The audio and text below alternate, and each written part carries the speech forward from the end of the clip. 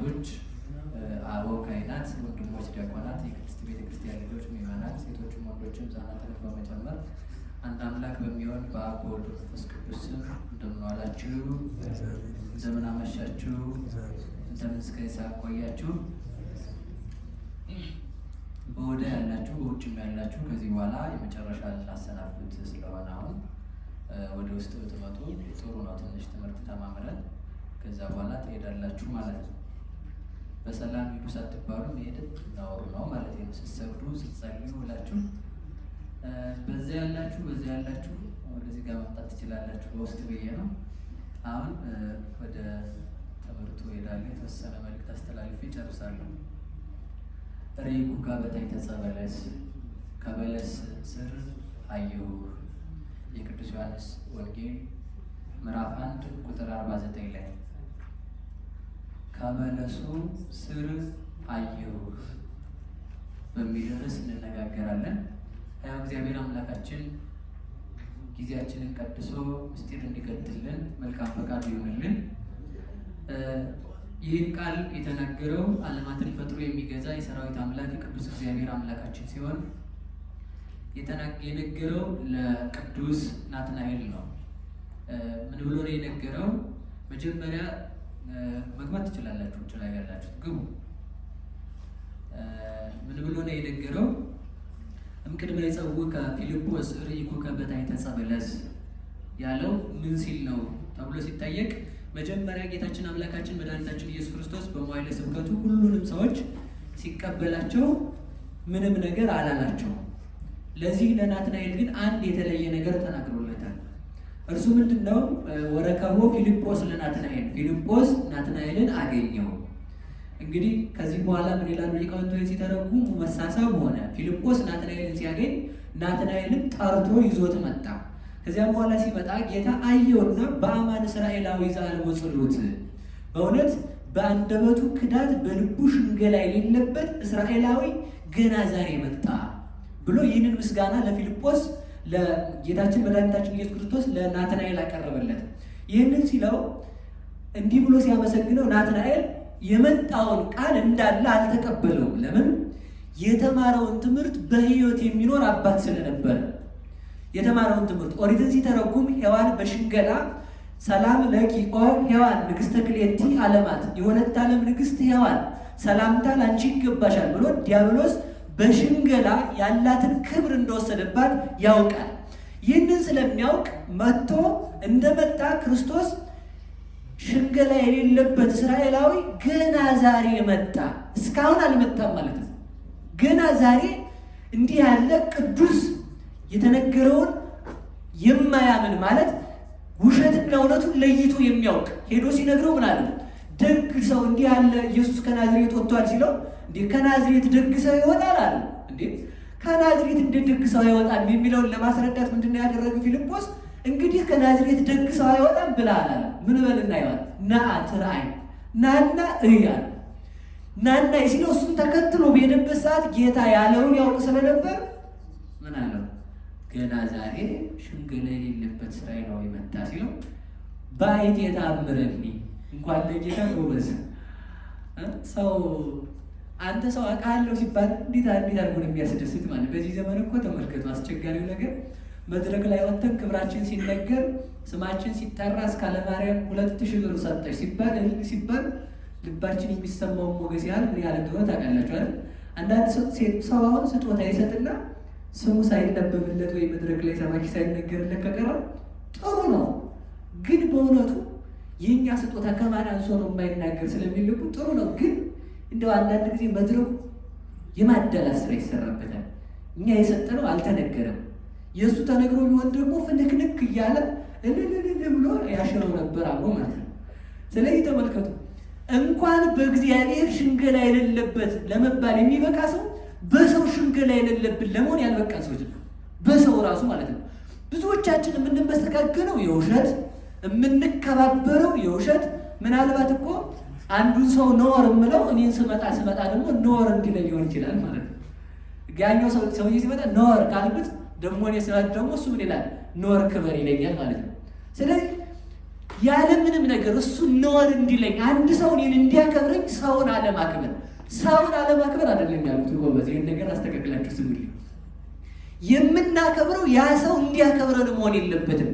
ከዛ ሰው አዋረደንም አላዋረደንም አከበረንም አላከበረንም ክብር ሳንፈልግ ማክበር፣ ከሱ የምንቀበለው ሳንፈልግ መስጠት፣ እሱ እንዲወደን ሳንፈልግ መውደድ።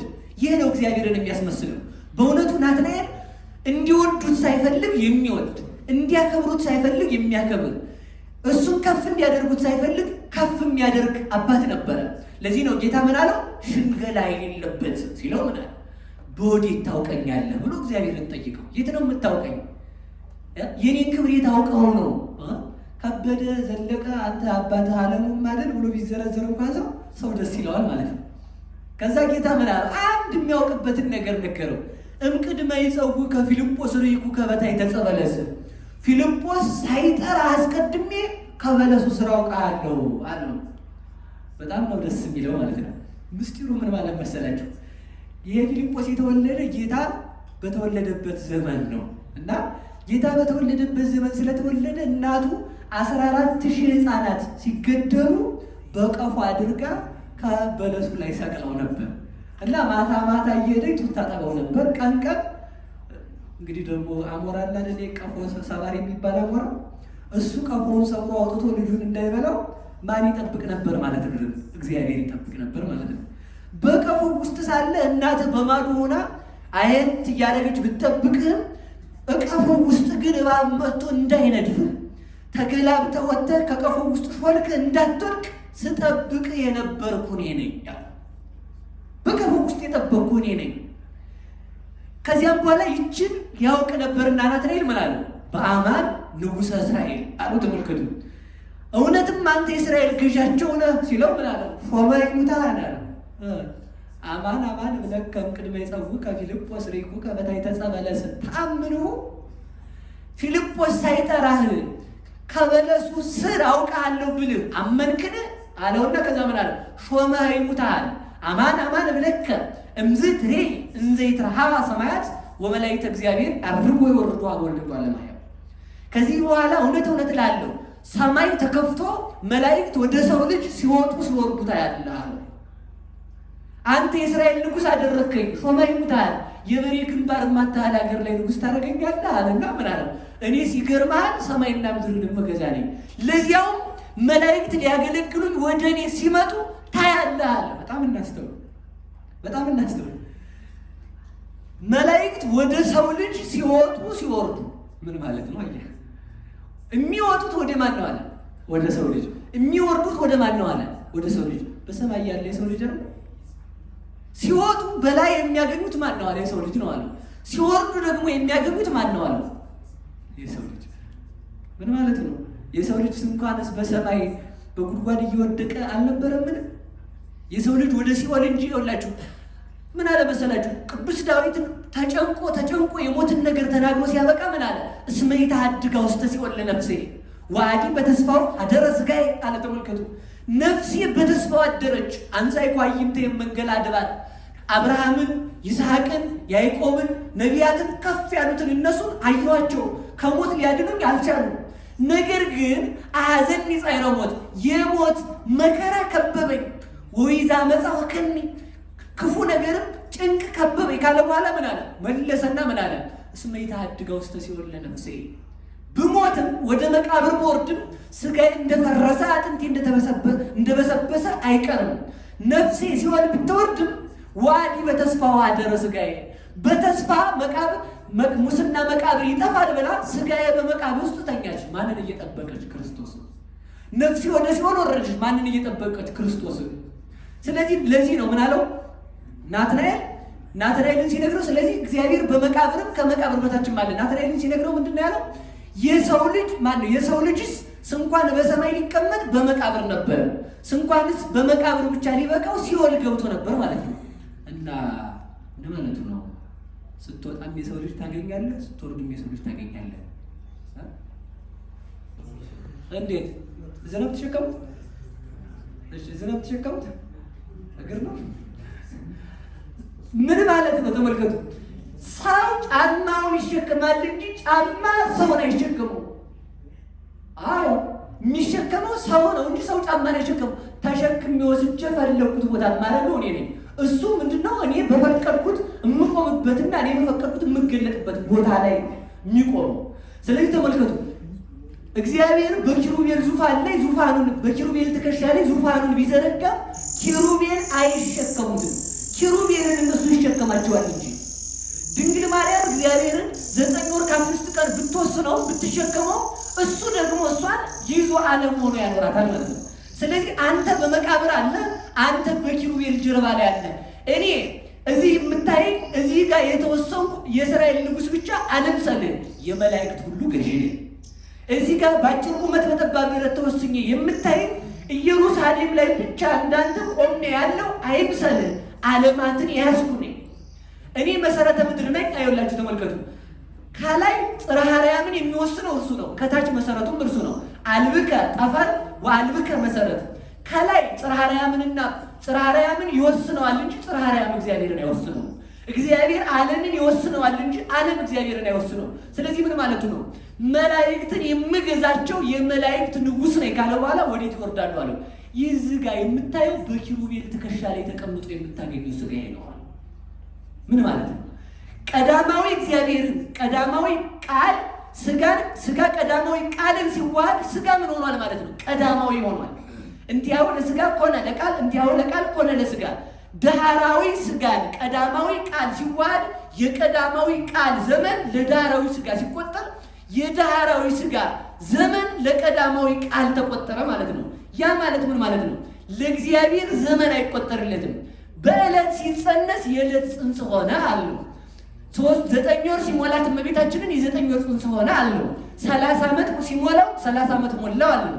ያ 30 ዓመት የሞላው ደግሞ ምን አለ? እምቅድመ ይትወለድ አብርሃም ሀሎኩ አነ አላቸው አይሁድን። አብርሃም ሳይወለድ ማን አለ? እኔ አለው። ምን ማለት ነው? አብርሃምን የፈጠርኩት ቃል ከሥጋ ጋር ተዋህጃለሁ ማለት ነው። የሥጋ ገንዘብ የቃል ገንዘብ ሆኗል። የቃል ገንዘብ የሥጋ ገንዘብ ሆነ ማለት ነው። እንዲህ አድርጎ ለናትናኤል አስተማረው። ሁላችንንም የልባችንን በር ከፍቶ ያስተምረን። በመልከ በለስ ስር አየሁ። ሁለተኛ ምን ማለቱ ነው? በበለሷ ስር ናትናኤል 46ቱን ብሉያት አንብቦ የተማራቸውን እያነበበ ይተረጉም ነበር። ዘመኑን ይቆጥር ነበር። ክርስቶስ 5500 ዘመን ሲፈጸም ይመጣል ተብሏል። መቼ ነው የሚመጣው እያለ ወሩን ይቆጥር ነበር። ስለዚህ ምን ማለቱ ነው? ያ ቀን ስትቆጥርልኝ፣ ሰዓት ስትሰፍርልኝ የነበርኩት 46ቱን ብሉያት የተማርክልኝ እኔ ነኝ አለ። በአማን ነው ሰሰነ አንተ በእውነትም የልብን የምታውቅ እኔን ከመሬት አንስተ የፈጠርከኝ ንጉሥ ነህ አለው ማለት ነው። የእስራኤል ንጉሥ ነህ ማለት ደግሞ ምን ማለት መስላችሁ ነው? እስራኤል ማለት ምን ማለት ነው? ህሊና ዘይወለ እግዚአብሔር ማለት ነው። እግዚአብሔርን የሚያይ ንጹህ ህሊና ያላቸው የነሱ ንጉሥ ነህ አለው ማለት ነው። ሌላው እስራኤል ማለት ከሃዲ ከማምላኩ ማለት ነው። ከሃዲ ከማምላኩ እንደ አምላኩ ሁሉን ቻይ ቅዱስ ጳውሎስ ብሎ አይደል? ሁሉ እግል አለ፣ ሁሉን እችላለሁ አለ። እንዴት ስንለው በዘውቱ አካል እግዚአብሔር ሁሉን በሚያስችለኝ በእግዚአብሔር ሁሉን እችላለሁ አለ። ስለዚህ እስራኤል ማለት ክርስቲያን ማለት ሁሉን የሚችል ነው። ተራራውን ማፍለስ፣ ሞትን ማሸነፍ። ክርስቲያንን የሚያሸንፈው ኃጢአት ብቻ ነው። ሌላ ምንም አያሸንፈውም። እግዚአብሔርን እንኳን ታግሎ ያሸነፈ ማለት ነው ያዕቆብ ነው። ያዕቆብ እስራኤል የተባለው እግዚአብሔርን ታግሎ ያሸነፈ በጉልበት አይደለም፣ በሃይማኖት። እግዚአብሔርን እንደ ሕፃን ልጅ እናቱ የለም ከረሜላ አልገዛም ዳቦ አልሰጠም ብትለው አንድ ማሸነፊያ ዱላ ነው። ምንድነው እሱ? እሪ ዝም ብሎ ማለት ነው። እና ዝም ዳቦ እሪ ማለት ነው። እዛ ያሸንፈው ወደን ከሚጮህ ብላ ገዝታ ትመጣለች ማለት ነው። እና እግዚአብሔርን ያሸነፍንበት ትልቁ ጩኸታችን ሃይማኖት ነው። በሃይማኖት እግዚአብሔር ሰው ሆኗል። ሰው የሆነልን አምላክ ስሙ የተመሰገነ ይሁን። ነገር የላሳጠረው ነው። ሁለት ብቻ ተናግሬ ልጨርስ። ሌላው ከበለሱ ስር አይቻለሁ አለ። ከበለሱ ስር አይቻለሁ አለ። ኃጢአት ሰፍናብህ አይቻለሁ። ኃጢአት ሰፍናብህ። የበለስ ቅጠሉ ሰፋፊ ነው። የበለስ ቅጠሉ ሰፋፊ ነው፣ ኦሪትም የማይፈጸም ሕግ በአንተ ላይ ሰርታብህ አይቻለሁ። የማይፈጸም ሕግ። ስለዚህ ምን አለ? የማይፈጸም ሕግ ሰርታብህ አይቻለሁ ሲለው እውነትም አንተ ኦሪትን የሰራት ኦሪትን አሳልፈ ወንጌልን የምትሰጠን ንጉሥ ነህ ብሎ መሰከረለት። ሌላው አንድ ነገር ብቻ ልናገር እናጠቅልል። በማቴዎስ ወንጌል ምዕራፍ 21 ላይ ይላል ጌታችን መድኃኒታችን ኢየሱስ ክርስቶስ በነጋ ጊዜ ወዴት ሄደ ይላል? ወደ ኢየሩሳሌም ሄደ። ሲሄድ ከጎዳና ከመንገዱ ዳር ላይ ምን አገኛል? በለስ አገኘ። ፍሬ እንዳለ ብሎ አያት አለ። እርቦት ነው ሄደው። እርቦት ወደ ኢየሩሳሌም ሲሄድ ተራበ አለ። ሲርበው ምን ፍለጋ አለ? ዛፍ፣ ፍሬ ያለው ዛፍ ማለት ነው። ፍሬ ያለው ዛፍ ፈለገ። ሲቀርብ ሲያያት ፍሬ የላትም። ቅጠሏ ለምልሞ አገኛት። እሱም እንዲህ አላት፣ አሁን እስካሁን አላፈራሽም፣ ካላፈራሽ እስከ ዘላለሙ ድረስ በላይሽ ላይ ፍሬ አይኖር ብሎ ረገማት። ሲረግማት እንኩትኩት ብላ ደረቀች ይላል። ደርቃ ያለችበት ጠፋ። ምን ማለት ነው? እስኪ አስተውሉ። ወደ ሲሄድ ነው፣ ወደ ሲሄድ ነው። ምንድን ነው ኢየሩሳሌም? ቅድም ያለው ሀገረ ሰላም ነው አይደል? ሰላማዊ ልብ ወዳለው ሰው ማን ይሄዳል ማለት ነው? እግዚአብሔር። ደግሞ የሄደው ሰላማዊ ልብ ወዳለው ሰው የሄደው ወደ ማን ነው? ወደ አብርሃም። ለዚህ እኮ ነው ወደ አብርሃም ወደ ይስሐቅ። እንደውም ምን ይላል መሰላችሁ መጽሐፍ ሲናገር ሀለፈ እግዚእ ኢየሱስ ማእከለ ሰማርያ እንዘ ያህልፍ እግዚእ ኢየሱስ ሀለፈ ማእከለ ሰማርያ ወገሊላ ይላል። ጌታ ወደ ኢየሩሳሌም ሲሄድ በሰማርያ አለፈ። በጣም ነው የሚደንቀው። የሀገር ስም መጥራት ምን አስፈልግ? አሁን መገናኛ ልሄድ ነው መልአከ ካል በጎሮ ሄደ ምን አመጣው? በጎሮ ቢሄድ በቃሊቲ ቢሄድ እኛም ቸገረ። ብቻ መገናኛ ሄዷል ማለት ነው። መጽሐፍ የሄደበትን ቦታ ሁሉ ይጽፋል። ሰማርያ የምትባለው ይቺ አጓጉል ሰው የሰፈረባት ቦታ ናት። አጓጉል ታውቃላችሁ? አታውቁም መሰል።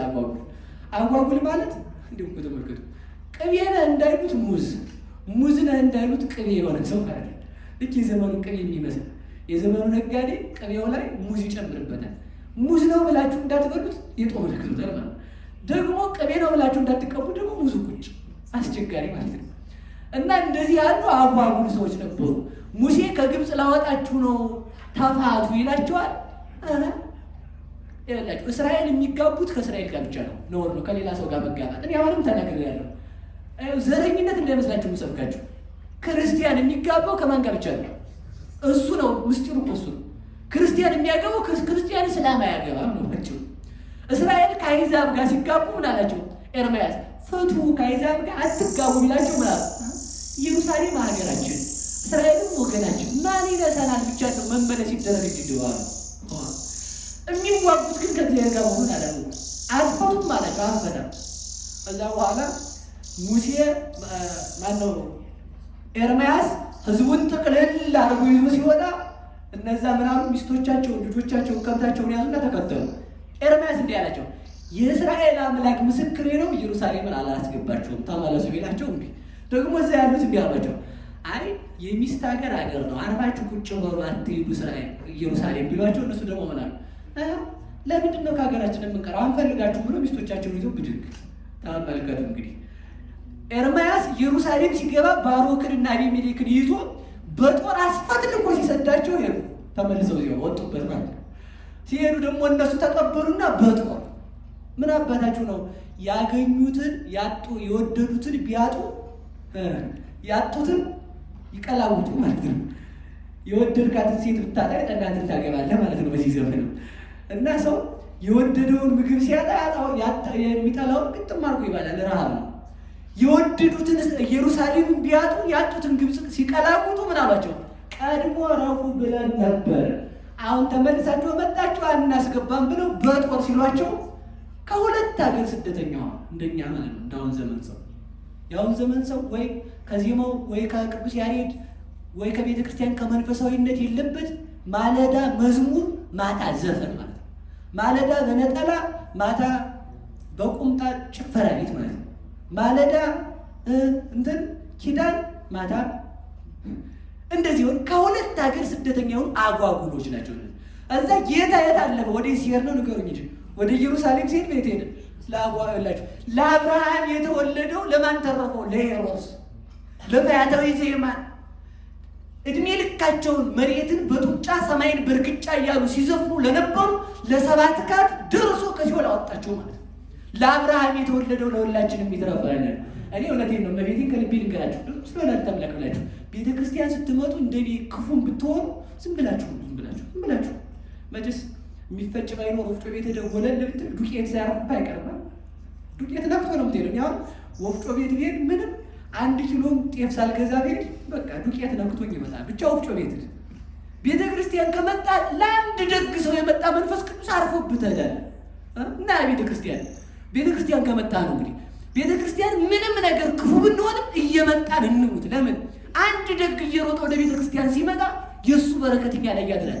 መንፈስ ቅዱስ ወደዛ ሰው እየቸኮለ ሲመጣ እኛንም ነካ አድርጎን ያልፈርማል። እና ምን ለማለት ነው የፈለግኩት? ለደጋግ በአብርሃም ቃል ኪዳን ተመልከቱ። በ80 ዓመቱ አፍረተ ስጋውን አውጥቶ ለእግዚአብሔር ለተገረዘ ለአብርሃም ይመጣ፣ ልጁን ላረደ ለአብርሃም ይመጣ፣ አልጋው ላይ ሆኖ ሲያለቅስ ክንድ ከስንዝር ወደ መሬት እንባው ለሚገባ ለዳዊት ይመጣ፣ በመጋዝ ለተሰነጠቀ ለኢሳይያስ ይመጣ፣ ትንቢት እየተናገሩ በድንጋይ እየተወገሩ እየተሰደዱ ለሞቱት ለነቢያት የመጣ፣ በእንባው ደረቁን እንጨት ላለመለመ ለሎጥ የመጣ እግዚአብሔር ለእኛም ተረፈናል። ለአብርሃም የመጣው ነው ለእኛ ለአጓጉሎቹ የተረፈን።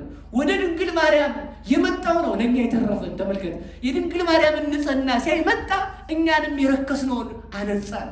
ስሙ ያነጻን አምላካችን ስሙ የተመሰገነ ይሁን። ይህን ትንቢት ስትቆጥረው አውቃለሁ አለው። ሌላው ምንድነው? ኃጢአት ሰፍናብህ፣ ይቺ በለሷ ላይ ኃጢአት ሰፍናብህ። እንደው አንድ ብቻ ነገር ልናገርና ጨርሰው እና ምን ብሎት ነው በዛ ወደ ኢየሩሳሌም ሲሄድ ማለት ወደ ኢየሩሳሌም ሲወጣ ምን አለው? ራቦ። ምንድነው የራበው? እስኪ እዚህ ጋር ያለ አሁን ተርቦ እግዚአብሔር ከልቤ ነው አዛኝን ተርቦ እኛ ጋር መጥቷል። በቃ ይሄን ማወቅ አለባችሁ። ርቦታል። ምንድነው የራበው? ፍቅር ርቦታል። እሱ ነው ሊቁ። ፍቅር ርቦታል። ድህነት ርቦት የመጣ እግዚአብሔር እላችሁ እኮ ለዚህ እኮ ነው ይእዜኒ ለሰላም ንትለዋ አለ ሊቁ ቅዱስ ያሬድ። ይእዜኒ ለሰላም ንትለዋ ጽድቅን ተርቦ የመጣ አምላክ ስላለን አለ እንግዲህ ሰላምን እንከተላት። እስመ ተወልደ ክርስቶስ በሀገረ ዳዊት፣ ክርስቶስ በዳዊት ስጋ በዳዊት ሀገር በቤተልሔም ተወልዷልና አለና ምን አለ መሰላችሁ? እስመ ተወልደ ክርስቶስ በሀገረ ዳዊት ቃሉ ለአብ፣ የአብ ቃሉ አብ ልብ ስለሆነ ወልድ ሰው ለምን ሆነ ካልከኝ ተመልከት። ልብ ቢጣራ አይሰማም፣ ቃል ቢጣራ ይሰማል። ሰው ሆነ ወልድ። ስለዚህ የአብ ቃሉ መጻ ሀቤበ ይክስት ብርሃነ፣ ወደኛ መጣ። ለምን ስትለው ይክስት ብርሃነ፣ ብርሃናዊት ልደቱን ልጅነትን ሊገልጥልን ለእኛ ብርሃንን ሊያለብሰን ብርሂት እናቱን ድንግል ማርያምን ብሩህ የሆነ ብርሃንን የምናገኝበትን መስቀሉን ሊሰጠን መጻ ሀቤነ፣ ወደኛ መጣ። ይክስት ብርሃነ ተመስሎ ኪያነ፣ ተመልከቱ እንደኛ ሰው ሆኖ መጣ አለ። እንዴት ስንለው ተመልከቱ፣ ሰው ሁሉ ዘይከውን ሆነ አለ። ተመልከቱ፣ ሰው ሁሉ የሚሆነውን ሆነ። ሰው ሁሉ የሚሆነውን ማለት ምን ማለት ነው? እንደ ሰው ተመልከቱ። በጣም አስታውሱ። በጣም አዛኝን በጣም የሚደንቅ ነገር ልንገራችሁ። አሁን ሰው አምላክ ሰው ሆነ ሲባል እኛ አይደንቀንም። ሰው ከሰው ዘንድ ባለጸጋ አለ፣ ድሃ አለ፣ ሀብታም አለ፣ ረጅም አለ፣ አጭር አለ፣ ጤነኛም አለ፣ በሽተኛም አለ፣ አካሉ የጎደለም አለ፣ አካለ ሙሉም አለ፣ ቀይም አለ፣ ጥቁርም አለ፣ መልከኛም አለ፣ መልክ የሌለውም አለ። ሰው ሆነ። ተመልከት፣ ያንተን መልክ ያዘ። ሰው መሆን ምን ያጓጓል? የሚያስንቅ ፍጥረት መናቅ ካለበት ሰው አልነበረም። ምን ስለሆነ አፈር ሲራክ እንዲህ ይላል፣ የሰው ልጅ አፈርና ትቢያ ትልስ አይደለም ምን ይላል ነው። ግን እግዚአብሔር ምን ሆነ? ሰው ሆነ። ሰው ሁሉ ዘይከውን ሆነ። ሰው የሚሆነውን ሆነ። ሰው እንደሚወሰነው በማይፀን እንደሚተኘው በድንግል ማርያም ማይፀን አደረ። ሰው በትብት እንደሚመገበው በትብት ተመገበ። ሰው 9 ወር ከ5 ቀን እንደሚቆየው 9 ወር ከ5 ቀን ቆየ። እኛ ብንሆን አሁን ለባለስልጣን የእሳት አደጋ የምናምን መኪናዎች አሉ አይደል? እነሱ ሲመጡ በአሽከርካሪ ሕግ መንገድ ዘግቶ መገኘት ያስቀጣል። መንገድ ትለቃለህ። አምቡላንስ ክላክስ ካረገ መልቀቅ ነው፣ ግዴታ ነው።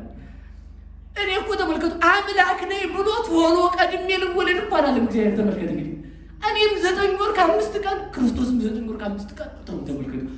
ታገሰ ለተጸንሶ ውስተ ከርስ ከማነ ከመጓለ መያዋል እንዘ ውእቱ ይመልእ ሰማያተ ምድረ ወመትሕተ ምድር። ለመጸነስ ታገሰ ካለ በኋላ ምን አለ? እሱ ሰማይና ምድርን መልቶ ሳለ በጥቂቱ አደገ። በጣም ነው የሚደንቀው።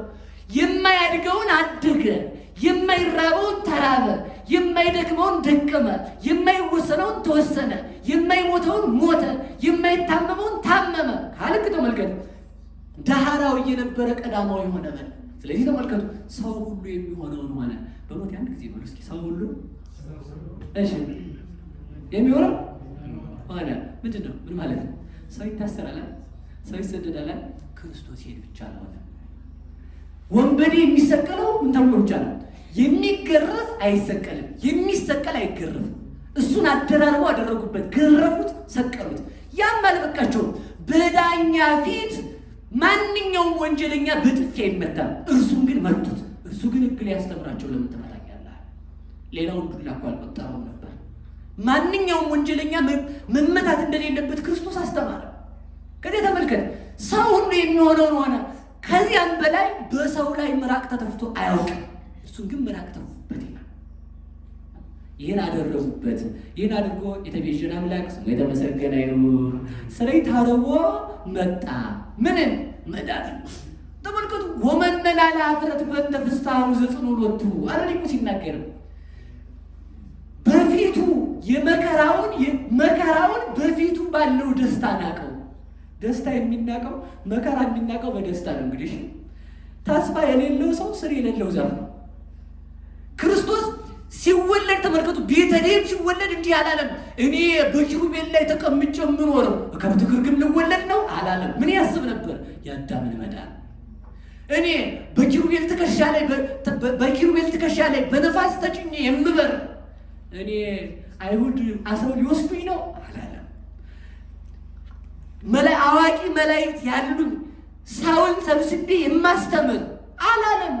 ይህንን በምናውቀው በፊቱ ስለተዘጋጀው ስለ ሰው ደስታ እጆቹንና እግሮቹን ሲያስሩት እሱ እጁና እግሩን መታሰሩ አልነበረም ትዝ የሚለው አዳምን ከስራት መፍታቱን ነበር የሚያስታውስ።